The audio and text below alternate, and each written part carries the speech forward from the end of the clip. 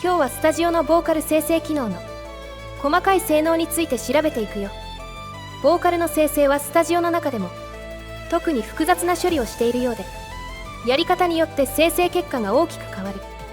仕様を理解するのがかなり難しいね。今日はいろいろなパターンのボーカル生成でどんな結果が出るかを調べていくよ。まずは一番単純なボーカルの再生成、歌い直しや歌詞修正をやってみようか。ボーカルの生成方法は3つある。元のボーカルファイルをリプレイスする方法からの新規トラックを作成して、そこにクリエイトでボーカルを生成する方法、そしてボーカルトラックを複製して複製データをリプレイスする方法があるよ。前の動画と重複する部分もあるけど、復習として改めて聞いておこうか。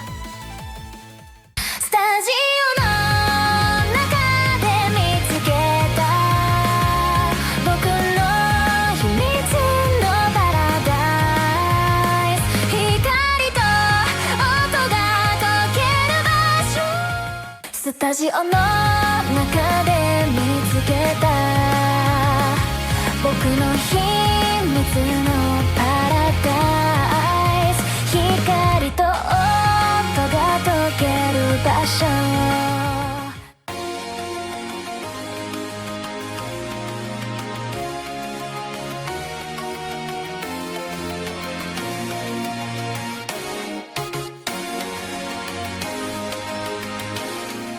スタジオの中で見つけた僕の秘密のパラダイス、光と音が溶ける場所。スタジオの中で見つけた僕の秘密のパラダイス、光と音が溶ける場所。スタジオの外で拾った僕の昨日のパック寿司、魚と米が溶ける場所、トイレの中で心が燃える。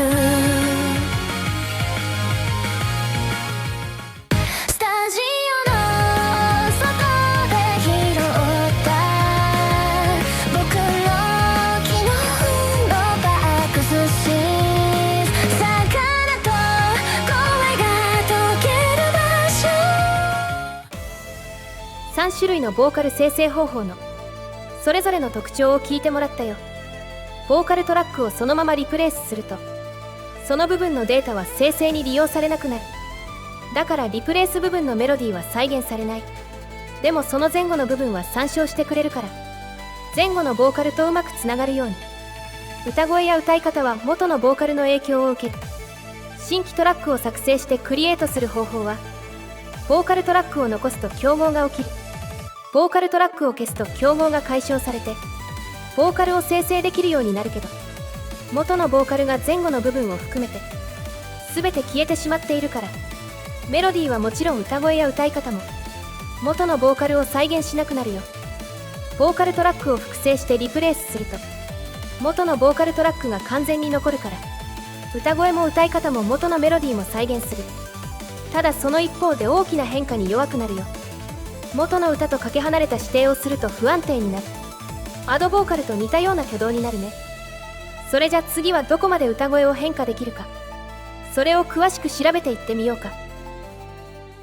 スタジオの中で見つけた僕の秘密のパラダイス、光と音が溶ける場所。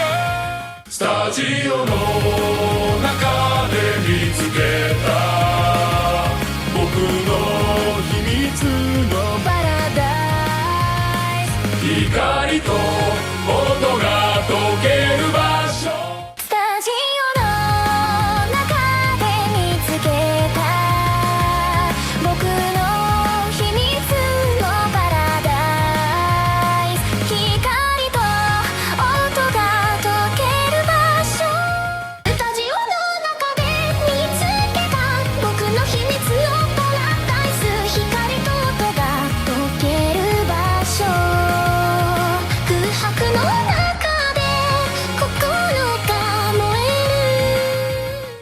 ジオの中で見つけた僕の秘密のパラダイス、光と音が溶ける場所、スタジオの中で見つけた僕の秘密のパラダイス、光と音が溶ける場所、空白の中で心が燃えるスタジオの中で。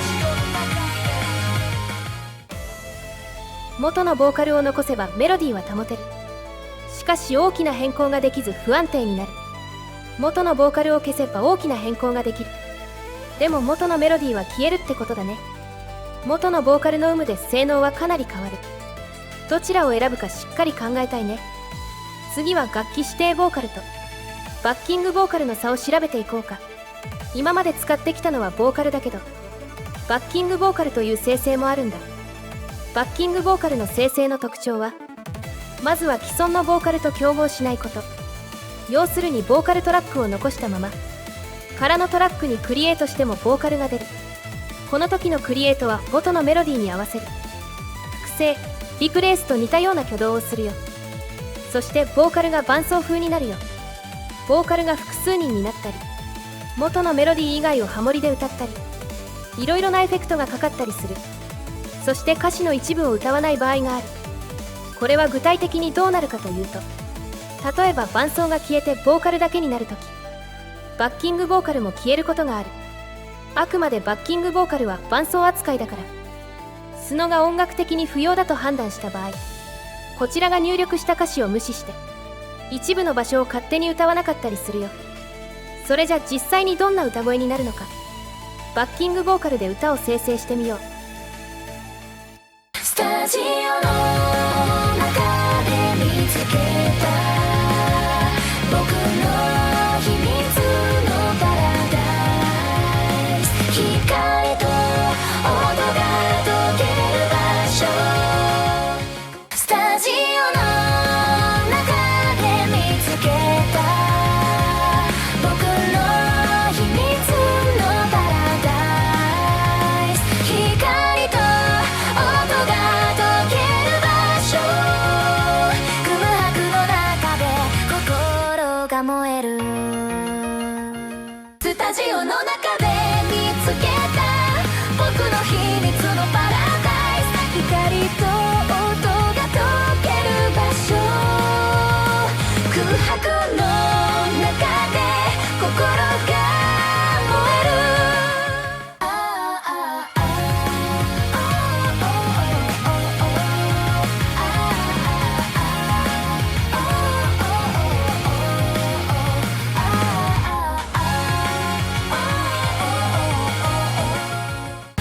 タジオの中で見つけた僕の秘密のパ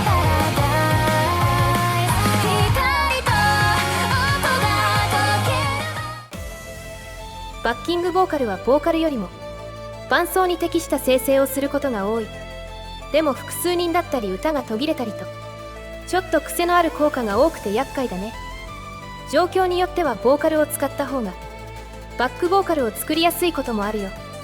ここまでは元のボーカルトラックを残すか消すかの選択をしてきたけど、元のボーカルトラックを修正する、そんな第3の選択肢もあるよ。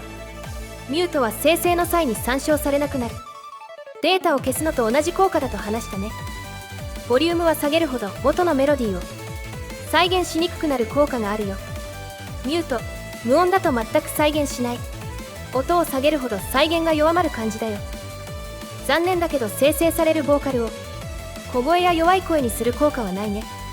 ファンはボリュームの減少として処理される。生成の際に左右の情報は無視されるみたい。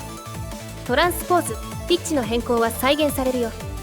元のボーカルトラックのピッチを下げると生成後のボーカルのピッチも下がるよ。ただ歌手の音域を超える変更は無視される。ボーカルトラックをカットペーストして順番を変えた場合も生成に反映される。そしてボーカルトラックが複数ある場合は可能な範囲で全てを再現しようとする。以上を踏まえてちょっと実験をしてみるよ。サンプル曲の3行目をいろいろと変えてみる。該当部分のボーカルを複製して光と音がの部分を2拍後ろにずらす。ドは削除、ケルバンはピッチマイナス3、ショをピッチマイナス4に変更してみるよ。これを元のボーカルと同時再生する。どうなるかはこの後聞いてもらうとして、ここまで大きな変更を加えたボーカルを参照させて生成したらどうなるかが本題。スタジオの中で見つけた僕の秘密のパラダイス、光と音が届ける場所、空白の中で心が燃える。